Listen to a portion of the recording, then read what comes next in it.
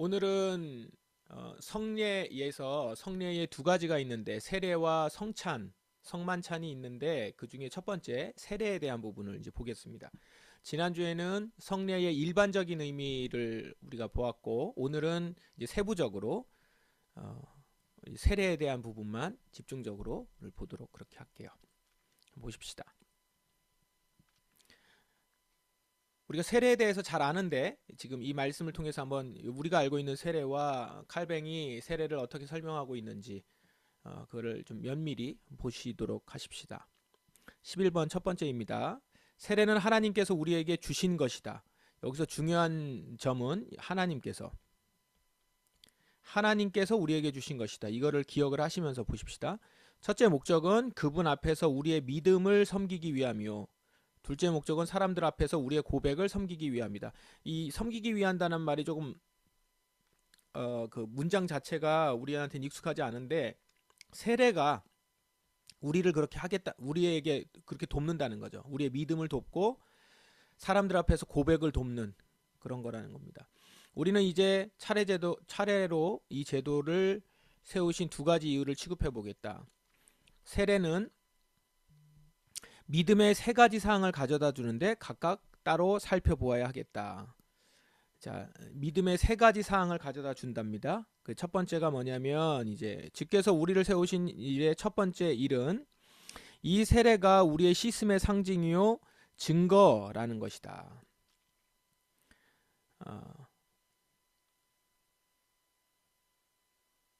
네. 이 세례가 첫 번째입니다. 우리의 씻음의 상징이요 증거라는 것이다. 다시 말해서 우리의 모든 죄가 도말되고 용서되고 소멸되어 다시는 그것이 하나님 앞에 나타나거나 죄에 소환되거나 그 때문에 우리가 정죄받는 일이 결코 없으리라는 것을 우리에게 확증해 주기 위해서 보냄을 받은 전달자와 같은 것이 바로 세례라는 것이다. 믿는 모든 자가 죄사함을 위한 세례를 받는 것이 하나님의 뜻. 그러니까 우리의 씻음의 상징이요 증거로서 세례가 주어졌다는 거죠. 그래서 세례를 우리 신앙을 고백하는 때 사용하는 하나의 표징이나 표지에 불과하고 군인이 충성 선언으로서 이렇게 사령관의 휘장을 달고 다니는 것 같을 뿐이라고 생각하는 사람들은 세례에 있어서 중요한 점 무엇인지를 고려하지 않은 사람들이라는 거죠. 세례의 가장 중요한 점은 믿고 세례를 받는 사람은 구원을 얻을 것이다 라고 하는 약속과 함께 세례를 받는다는 거예요. 그래서 씻음의 상징이요 증거라는 겁니다. 우리 신앙 고백을 하는 데 있어서 그냥 표지가 아니라 우리가 구원받았다라고 하는 표시라는 거예요. 이런 의미에서 교회는 신랑이신 그리스도인으로 인해서 거룩하게 되었고 물로 씻어 말씀으로 깨끗하게 되었다는 것, 바울은 그렇게 얘기하고 있어요. 바울이 말하고자 하는 것은 물이 우리를 깨끗하게 씻으며 구원하거나 물 자체에 깨끗하게 하고 중생하게 하며 새롭게 하는 힘이 있다거나 구원의 원인이 있다는 것이 아니라는 거예요. 그러니까 물이 그런 능력이 있는 것이 아니고 성례. 이 얘기는 우리 지난주에 성례 얘기하면서도 했어요. 바울은 생명의 말씀과 물의 세례를 긴밀히 연결시키고 있어서 말하는 겁니다. 복음을 통해서 우리의 씻음과 거룩에 대한 소식이 우리에게 전달되고 복음을 통해서는 씻음과 거룩에 대한 소식이 전달되고 세례를 통해서는 이 소식이 인을 받는다. 확증하는 것이죠. 성례의 역할입니다. 성례의 역할의 세례. 우리가 성례 얘기하면서 지난주에 이렇게 한번 돌아보니까 성만찬에 대한 얘기만 많이 했어요. 주로 성례하고 이제 성만찬하고 같이 연결되고 우리 입장에서 봤을 때는 세례보다는 성만찬을 더 자주 하게 되죠. 세례는 전도를 하고 그 사람이 복음을 듣고 들어오는 건데 최근에는 이제 그런 일들이 많이 좀 더뎌졌기 때문에 그런데 사실은 제일 먼저는 성례에 있어서 제일 우선시해서 얘기하는 부분은 세례거든요. 세례. 그리고 세례도 사실은 매주 있으면 가장 좋죠. 그게 하나님이 가장 기뻐하시는 일 아니겠습니까? 세례라고 하는 부분이. 그렇게 생각을 하시면서 보시면 좋을 것 같아요. 그러나 우리가 이 세례 생각할 때 이것이 우리의 그러면서 이제 여기서 복음을 통해서 씻음과 거룩에 대한 소식이 전달되고 세례를 통해서 인을 받는데 그렇다고 해서 세례를 생각할 때 이것이 우리의 과거를 위해 베풀어진 것이고 세례를 받은 이후에 지은 죄를 마치 전에 받은 세례의 힘이 미치지 못하는 듯 새로운 처방을 구해야겠다고 생각해서는 안 되겠다. 그럼 무슨 소리냐면 세례 받을 때 전에 죄들은 다 씻어주고 세례 받은 이후에는 또 다른 처방이 필요하다 라고 생각하면 안 된다는 거죠. 그 초기에는 이렇게 생각하는 경우도 있었기 때문에 임종시까지 세례를 안 받으려고 하다가 그때 한꺼번에, 왜냐하면 최대한 늦게 받아야 그 전에 있었던 세례가 한꺼번에 다 이렇게 다 감소가 되니까 그렇게 생각을 했다는 거죠. 근데 그런 게 아니라는 거예요. 우리가 어느 시기에 세례를 받든지 우리는 그 단 한 번으로 전생을 씻고 깨끗하게 하였다는 사실입니다. 그게 세례라는 거예요. 그리고 세례는 단 한 번 받고 지나가는 것처럼 보여도 그 후에 지은 죄로 인해서 무효가 되지 않아요. 그러니까 뭐 그 다음에 죄를 졌다고 해서 세례가 무효되는 건 아니라는 거예요. 세례에서 우리에게 그리스도의 순결이 주어졌고 그 순결은 늘 풍성하고 어떤 오점으로 더럽혀지지 않으며 도리어 우리의 모든 더러운 것을 제거하고 씻어준다. 이제 이 사실로부터 앞으로 마음대로 죄를 지었 그러나 이제 이 사실로부터 앞으로는 마음대로 죄를 짓겠다고 생각해서는 안 된다. 그러니까 꼭 이제 이런 얘기를 하면 우리 또 이렇게 얘기를 해요. 너무 이 하나님 예수 그리스도의 그 구원과 그의 은혜와 용서를 너무 크게 얘기하다 보니까 그러니까 이후에 여러분이 어떤 죄를 지어도 다 용서받을 수 있다. 이게 맞는 말인데 그게 그 적용점에 있어서 그러므로 우리 마음대로 죄를 지어도 된다. 이건 아닌 거예요. 그 얘기를 하려고 하는 게 아닌 거죠. 자꾸 그런 식으로 얘기를 받아들이는 우리 성도들이 있으니까 조심해야 되는 거고. 물론 이 사실은 그런 대담한 짓을 하라고 가르치는 것은 아니다. 여기서 그 얘기를 하는 겁니다. 그렇죠? 그러면서 벌을 받지 않을 것이라는 생각으로 죄지을 기회와 방종을 추구하는 자들은 하나님의 진노와 심판을 격발시킬 뿐이다. 그래서 그렇게 얘기하셨으니 나는 죄를 지어도 돼 라고 하는 것은 하나님이 우리에게 말씀하신 얘기가 아니죠. 그렇게 하라고 모든 죄를 씻어주셨다고 얘기하신 게 아닌데 그건 더 나쁜 놈이에요. 그래서 그거는 우리가 상식선에서 생각을 해보시면 돼요. 15번 세례는, 자, 첫 번째는 세례는 우리의 씻음과 상징이요 증거다라는 거고, 두 번째 세례는 또 다른 위로를 전해준다. 우리가 그리스도 안에서 죽은 것과 그 안에서 생명을 받은 것을 보여주는 것이고, 이는 참으로 우리가 그의 죽으심과 합하여 세례를 받음으로 그와 함께 장사되었나니 새 생명 가운데서 행하게 하려 한다. 사도는 이렇게 말을 함으로써 우리의 세례에 의해서 그리스도의 죽으심을 본받아서 욕망에 대해서 죽고 그리스도의 부활을 본받아서 의로운 생활을 하도록 분발하도록 권면을 받았다고 한다라는 거예요. 가지가 젖붙인 뿌리에서 수분과 영양을 취하듯이 올바른 믿음으로 세례를 받는 사람들은 육을 죽이는 일에 있어서 그리스도의 죽음이 효과적으로 역사하는 것을 느끼고 성령이 생명을 주시는 사실에서 그리스도의 부활이 역사하는 것을 느낀다라는 거죠. 이렇게 우리에게 계속 새 생명을 받았다는 것으로 인한 위로, 힘을 주고 있다라는 겁니다. 회개가 의미하는 것은 중생이요 죄사함이 의미하는 것은 씻음이다. 이 얘기 바로 앞에 부분을 좀 읽어야겠군요. 요한이 처음 세례를 주었고 후에 사도들도 역시 죄사함을 받게 하는 회개의 세례를 주었는데 여기서 회개가 의미하는 바는 중생이요 죄사함이 의미하는 바는 씻음이다. 요한의 사역은 후에 사도들에게 맡겨진 것과 똑같은 것이란 사실에 대해 우리는 전적인 확신을 갖는 것이다. 세례를 베푸는 자의 손이 다르다고 해서 세례가 달라지지 않는다. 같은 가르침에 근거한 같은 세례인 것이다 라는 거예요. 그래서 오늘날 세례를 주는 자들도 마찬가지입니다. 외적 표징의 수종자에 불과하고 내적 은혜를 주시는 분은 그리스도시다 라는 거예요. 구약의 이스라엘 백성에게 예시가 되었는데 이 육신을 죽임과 씻음의 일, 구름과 바다에서 세례를 받았다고 말한다. 주께서 자기 백성을 바로의 지배와 잔인한 속박에서 구출하여 홍해 속으로 그들이 건너갈 길을 만드신 후에 그들의 뒤를 바짝 뒤쫓아 바로와 애굽 군대를 바다에 빠지게 하신 일은 몸을 죽이는 일을 상징하는 것이다 라는 거예요. 주께서는 그의 권능으로 우리를 애굽의 노예 상태에서 구출하셨으며 바로 우리의 바로인 마귀가 여전히 우리를 괴롭히며 지치게 만들지만 그는 이미 물에 빠져 죽었다는 것을 세례가 우리에게 약속하며 상징하는 것이다 라는 거예요. 이 것이라기 때문에 이렇게 얘기를 하는 거예요. 그러나 애굽인들의 시체가 바닷속에 잠기지 않고 바닷가에 흩어져서 그 흉측한 모습으로 이스라엘 백성들을 놀라게 했지만 그들을 해칠 수는 없었던 것과 같이 우리의 원수 마귀도 우리를 여전히 위협하며 마귀를 휘둘러 그 존재를 느끼게 하고는 있지만 그러나 그에게 정복할 힘이 없는 것이다. 이 부분의 그 예시가 너무 적절한 것 같아요. 이걸 성경에 있는 내용을 가지고 이렇게 예시를 드니까 이 세례에 대한 것이 그리고 구원의 신앙생활이라는 것이 어떤 것인지 더 잘 이해가 되는 것 같습니다.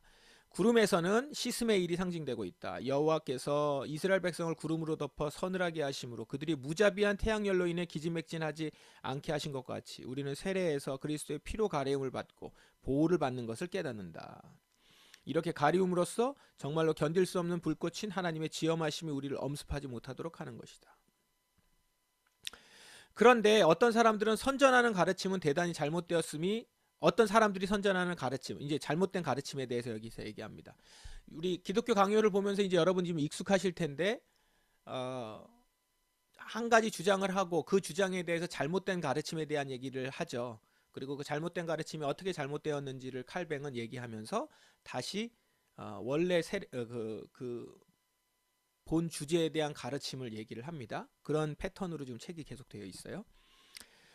그들은 가르치기를 세례에 의해서 우리가 원죄에서 벗어나게 되고 면제되며 아담으로부터 그의 모든 후손들에게 유전된 부패를 면하게 되며 만일 아담이 처음 창조된 상태대로 지속되었다면 그가 누렸을 그의 의와 본성의 순결을 세례를 통해 회복할 수 있다는 것이다. 그러니까 그들의 가르침이 뭐냐면 세례를 받으면 원죄에서 벗어나고 면제되고 유전된 부패를 면하게 되고 아담의 처음 상태대로 의와 본성의 순결을 그대로 회복할 수 있다라고 얘기한다는 건데 그 사람들은 원죄가 뭔지 원의가 무엇인지 세례의 은혜가 뭔지를 이해하지 못하고 있는 거라는 거예요.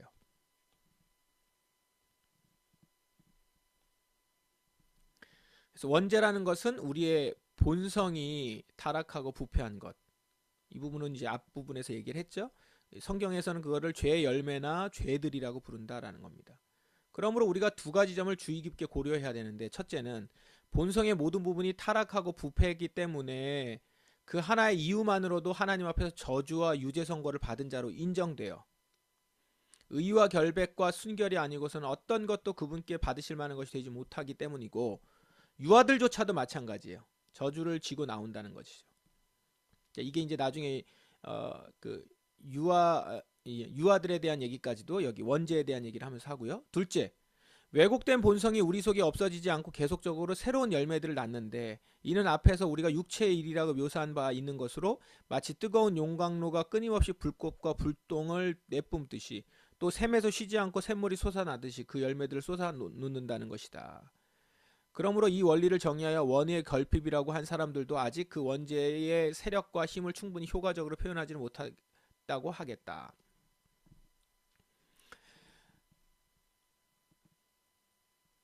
계속 읽어보죠.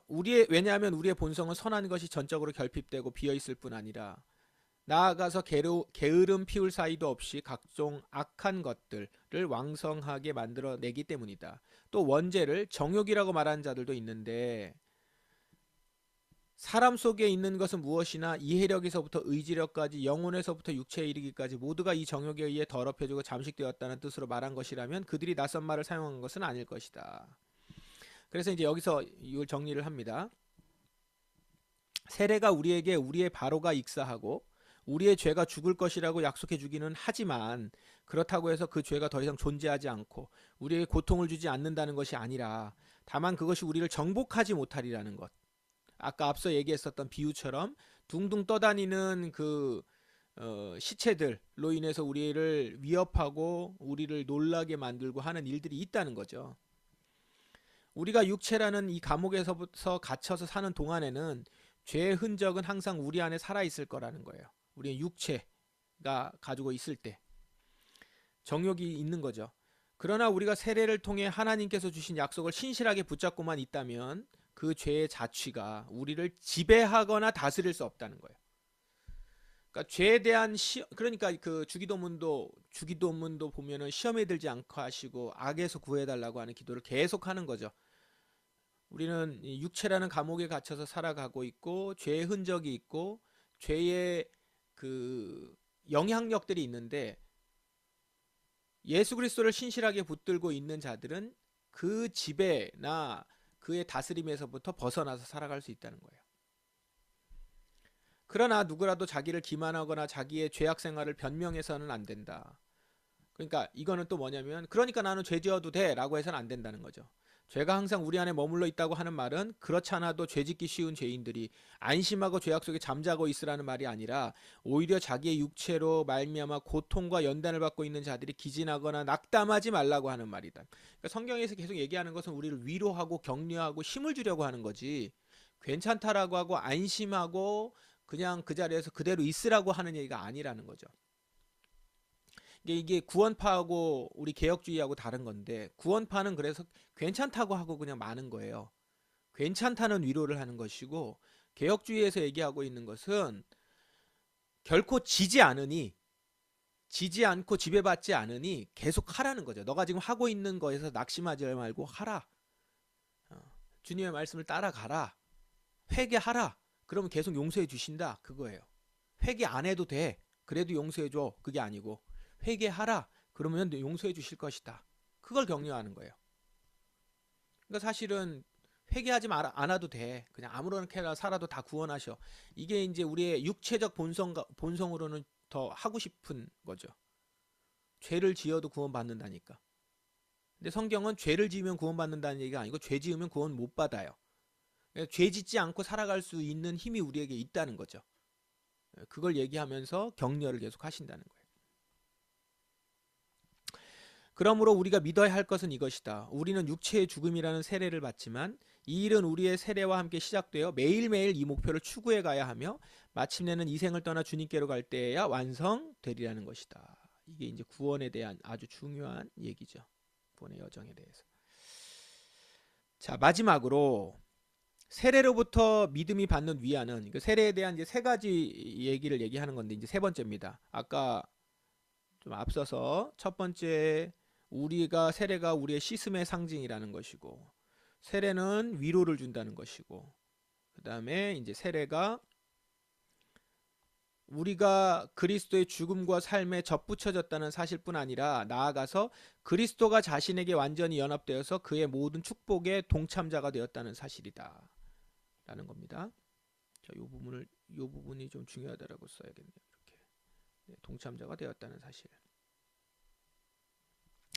그는 세례를 자신의 몸을 바쳐서 거룩하게 하여 그가 우리와 함께 누리실 연합과 교제의 가장 견고한 끈으로서 그 세례를 우리와 함께 공유하시고자 했던 것이다. 그러므로 바울도 우리가 세례에서 그리스도를 옷 입는다는 사실로부터 우리가 하나님의 자녀인 것을 증거하고 있다. 나아가서 세례는 사람들 앞에서 우리의 고백을 위해 봉사한다. 참으로 이 세례는 우리가 하나님의 백성으로 간주되기를 원한다는 그 소원을 공적으로 나타내는 표시이다. 이 세례를 통해서 우리의 신앙을 그래서 세례를 통해서 우리는 같은 하나님을 예배하는 데 합류하고 또 모든 그리스도인들과 같이 하나의 종교를 가진다는 것을 증거하고 또 이 세례를 통해서 우리의 신앙을 공개적으로 선언한다. 그렇게 해서 우리는 마음으로 하나님을 찬양할 뿐 아니라 우리의 혀와 우리의 모든 지체가 온갖 방법으로 하나님을 높이 찬양하고 이와 같이 모든 능력은 조금도 부족함이 없도록 하나님의 영광을 위해 사용되어야 하며 다른 사람들도 우리가 하는 것을 본받아 같은 노력을 하도록 격려받게 되는 것이다. 이런 공적 신앙의 모습을 여기에 갖게 한다라는 얘기를 또 하고 있습니다. 이 부분도 체크를 좀 구분을 하실 필요가 있죠. 같은 하나님, 모든 그리스도인, 우리의 신앙을 공개적으로. 그래서 이제 바울은 이 점을 염두에 두고서 그리스도인들에게 그들이 그리스도의 이름으로 세례를 받지 않았느냐고 물었던 것이다 라는 거예요.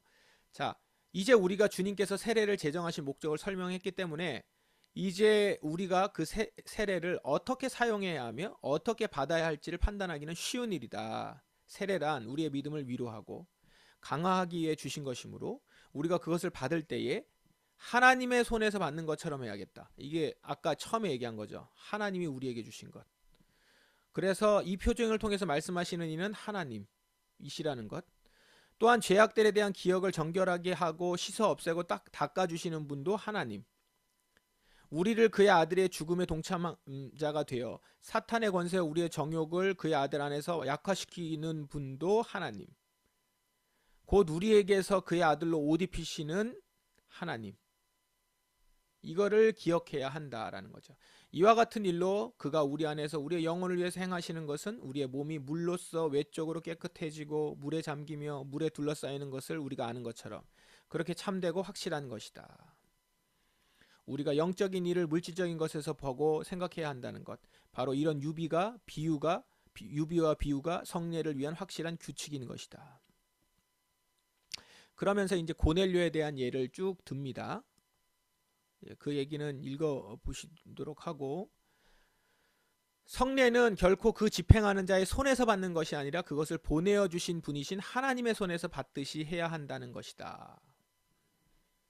그래서 이 사실로부터 우리가 주장할 수 있는 것은 여기에는 그 손으로 성례를 집행하는 자들의 인간적 가치로 무엇인가를 덧붙이거나 빼거나 할 수 없다는 사실이다. 그러니까 예를 들어서 이제 편지에 대한 얘기를 해서 그 편지에 누가 보냈는지에 상관없이 그 편지의 손길과 인을 알아보기만 하면 어떤 전달자가 전달했는지 상관없다는 거예요. 그런 의미에서 우리 이제 교회사에서 같이 나눴던 얘기예요.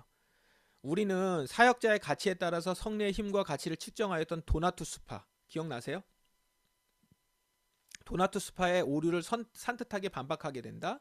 오늘날 그리고 제세례파 여기서 오늘날은 이제 16세기, 17세기 이때의 제세례파의 그러니까 개혁파 신앙을 가지고 있는 자들 중에서 이제 제세례파들 어쩌면 이들의 그 영향이 되게 강했을 텐데 이 제세례파들은 우리가 교황제도 아래에서 불경건한 우상숭배자들로부터 세례를 받은 것이므로 그것이 올바르게 세례를 받은 것이 아니라고 주장한다. 이 때문에 그들은 격정적으로 제세례를 고집하고 있다. 그러나 우리가 사람의 이름으로 세례를 받은 것이 아니라 아버지와 아들과 성령의 이름으로 세례받은 사실과 세례라는 것은 누가 그것을 시행하든지 사람에게서 오는 것이 아니라 하나님에게서 온다는 사실을 기억할 때 그들의 어리석은 이론에 강력한 논증을 갖추고 대항할 수 있는 것이다. 그러니까 여기에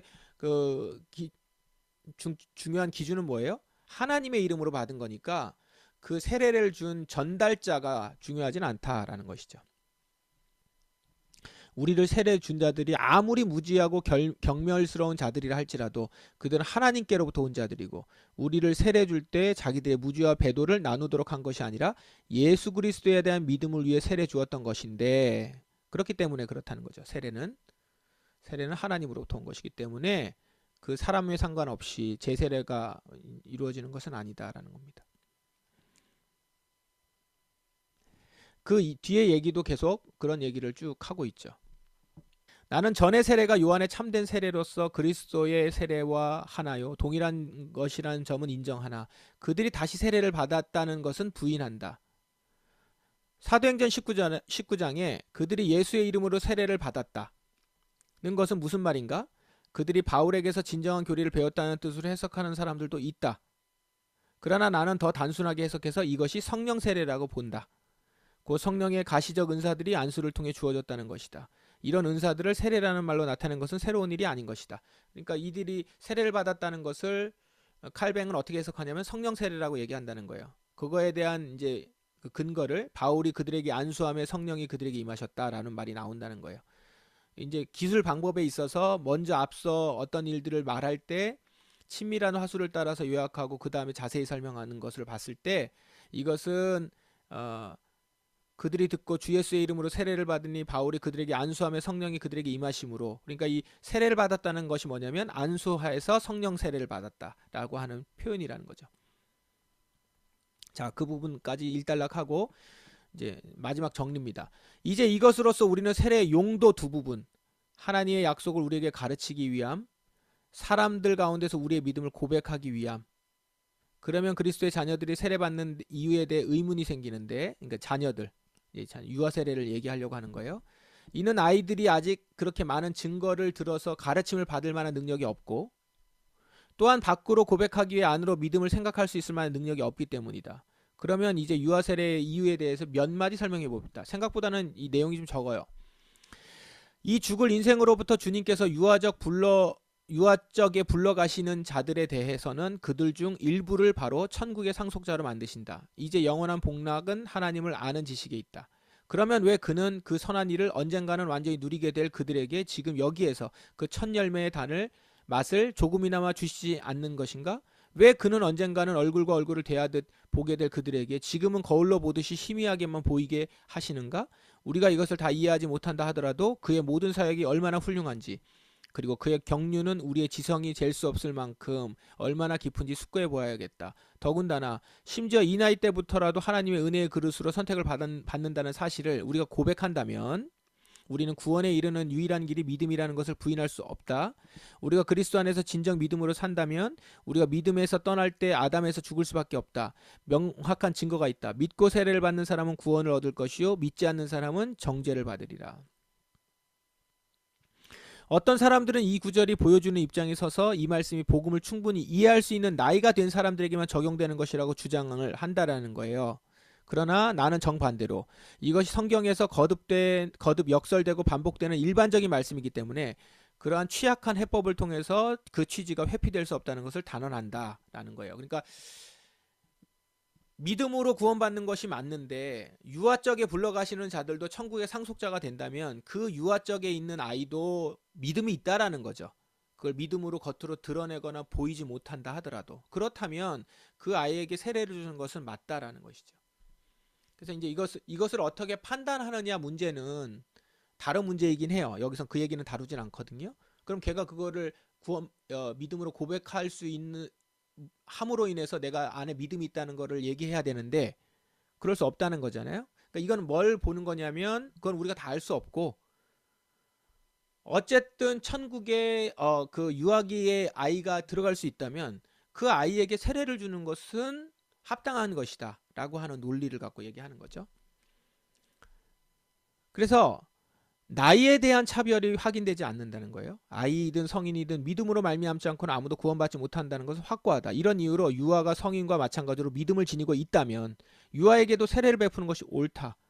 아무도 내가 한 이 말을 믿음은 언제나 모태로부터 시작된다는 의미로 말하고 있는 것으로 받아들여서는 안 된다. 주께서는 성인들조차도 어떤 사람은 좀 더 늦게, 어떤 사람은 좀 더 일찍 부르시기 때문이다. 나는 단지 하나님의 모든 택함 받은 자들은 그들의 인생 어느 시점에서 이 타락한 감옥에서 노임을 받든지 간에 믿음으로 말미암아 영생으로 들어가는 것이라고 말하고 있는 것이다.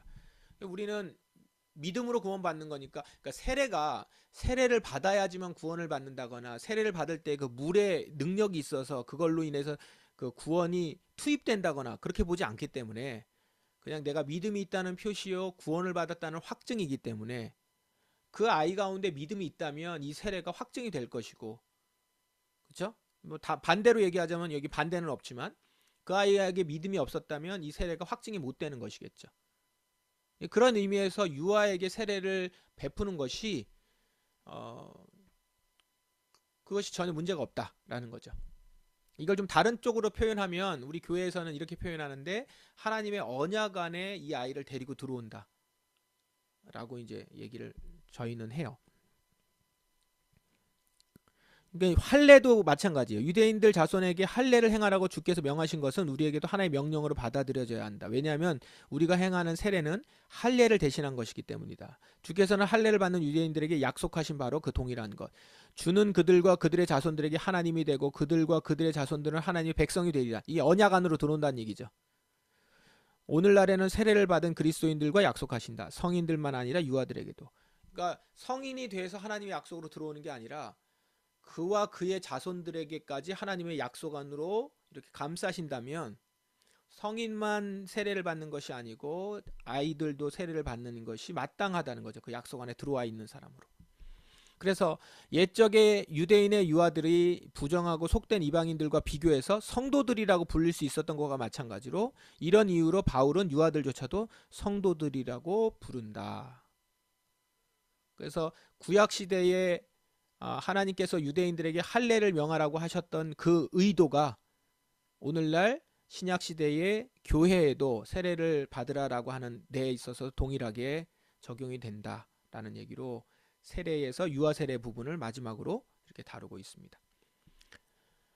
네, 여기까지 오늘 세례에 대한 부분을 다루었습니다. 이제 다음 주에는 성만찬에 대한 부분을 얘기하면서 성례의 또 다른 한 파트를 다음 주에 얘기할 것이고 오늘은 여기 세례까지 얘기를 했습니다.